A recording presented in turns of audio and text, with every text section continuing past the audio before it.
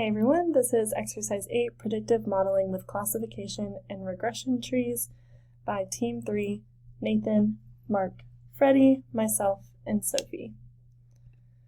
So first we have the confusion matrix. So using this data from figure 8.10, build a confusion matrix and calculate the precision, specificity, sensitivity, accuracy, and F1 score of the decision tree.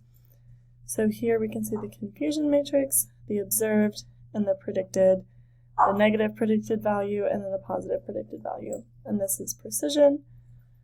And then the true negative rate, the true positive rate shows the sensitivity. And then for accuracy, the misclassification rate is 17.88%, and the F1 score is 0.76.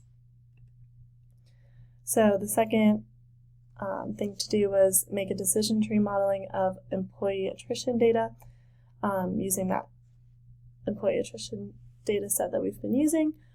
So what predictive model does Satisfy propose?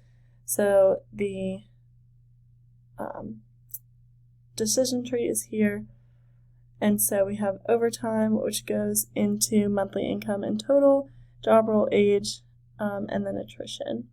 The confusion matrix is here, and then variable importance is also over here. So we can see that monthly income and overtime have the most importance, trickling down to age and total working years down here. And then use the confusion matrix and comment on the performance of the model, so the accuracy, false negatives, false positives, etc. So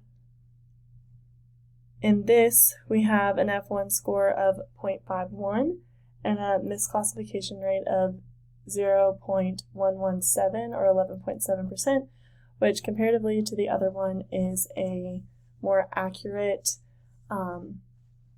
observation because the misclassification rate is lower than the 17.8. The sensitivity is here. True positive rate is 62%, and then true negative rate is 97.8%. So there are very few false negatives, but some false positives. Thank you very much.